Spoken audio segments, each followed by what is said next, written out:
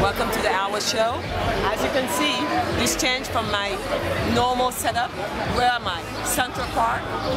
Guess who's going to be on the Hour Show today? Salif Keita is the guest on my show today. I'm so excited. Looking forward to interviewing him. See you later.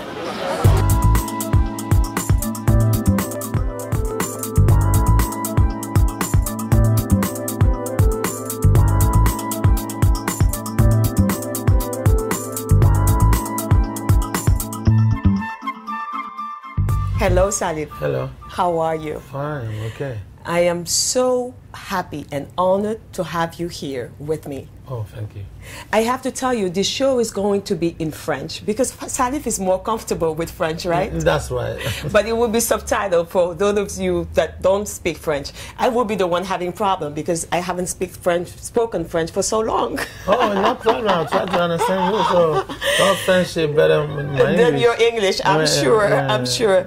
Yeah. Salif, c'était la fête des pères hier. Ouais. Happy Father's Day. Merci. Bonne Merci. fête des pères. Merci. Tu as eu tes enfants? Oui, j'ai eu des coups de fil de mes enfants pour me souhaiter bonne fête des pères. Et c'était très longtemps. Bien ils sont sûr. en France, ils m'ont appelé, papa, on te souhaite bonne fête des pères. Et tu avais en même temps tellement d'enfants. Hier, j'ai jamais vu un show avec autant d'enfants qui sont venus hier avec leurs parents pour fêter la fête des pères avec toi. C'est vrai, c'est vrai. C'était émouvant. C'était émouvant, ouais. C'était émouvant. Salif, hier, c'était non seulement une joie d'être à ce concert, mais de voir non seulement le talent, mais l'être humain qui est derrière tout ça. Que vous avez donné la main à tout le monde. J'ai vu les gens venir, que vous reconnaissiez, que vous ne reconnaissiez pas, les embrasser. C'était tellement humain de votre part que ça m'a vraiment touché personnellement. Et j'aimerais savoir qui vous a appris cette humanité. Est-ce que c'est votre musique? Est-ce que c'est votre expérience de la vie? Qu'est-ce qui vous a rendu aussi humain?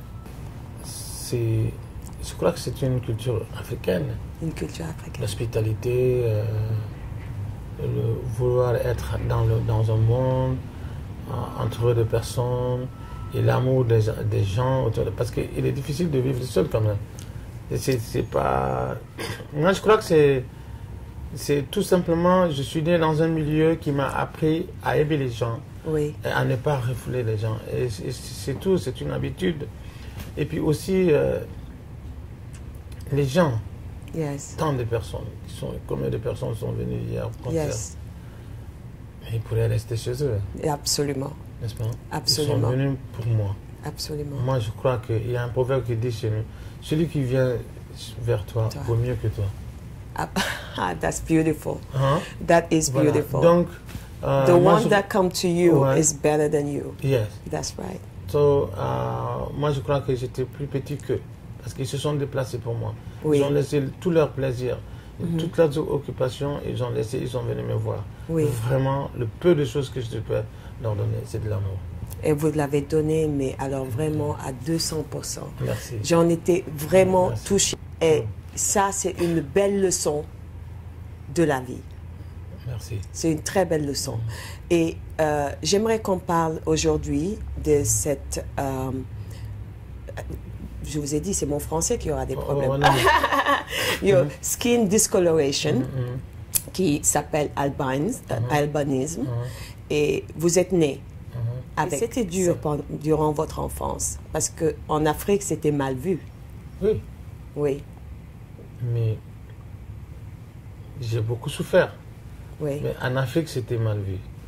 Oui. Mais puisque tout le monde a été créé par Dieu, absolument, je crois qu'il ne se trompe pas. Non. Non, le bon Dieu ne se trompe pas. Il ne se trompe pas. Non. Donc, si je suis comme ça, c'est lui qui l'a fait. Absolument. Donc, il ne s'est pas trompé. Non. Ça, c'est le départ positif. That's le reste, Oui. Je lutte avec les façons de comprendre les gens. Oui. Chacun interprète ça de sa manière, chacun prend ça de sa manière. C'est que je dis, mais si je suis là, c'est une cause. Absolument. Et une très belle. Ouais, je crois. Ouais, en tout cas, si je suis là, c'est qu'il y a une cause. Alors, je dis, bon, moi, je crois à ce que je suis. Oui. Les autres, ils peuvent inventer ce qu'ils ont envie d'inventer. Oui. Mais quand même, tout cela dit qu'il faut d'abord que je sois d'accord avec moi-même. Pour que je m'accepte en tant que tel. Exact. Donc, je crois que ça a facilité beaucoup de choses chez moi. Ça a facilité beaucoup de choses d'avoir accepté qui vous êtes. Ouais. Et vous avez une fondation que vous prenez à cœur, que vous avez donné de votre énergie, votre amour. Et c'est la fondation qui s'appelle Fondation Salif Keita pour les albinos. Salif Keita pour les albinos. Qui a été créée quand? Mais je crois qu'il y a à peu près 5 ans maintenant que c'est créé. 5 ans. Bon, c'est vrai que on a pas la bonne façon de rendre ça en public ou de médiatiser ça. Oui. Mais on est là-dessus. Moi, je suis particulièrement là-dessus. Ça fait quand même une bonne quinzaine d'années. Ah oui. Parce que j'ai commencé à comprendre le problème des albinos. Et j'ai dit, vraiment, pour ça, il est grand temps. Il est grand temps de s'en occuper. Qu'on fasse quelque chose. On revient tout de suite avec More of Salif Keita, the golden voice of Africa.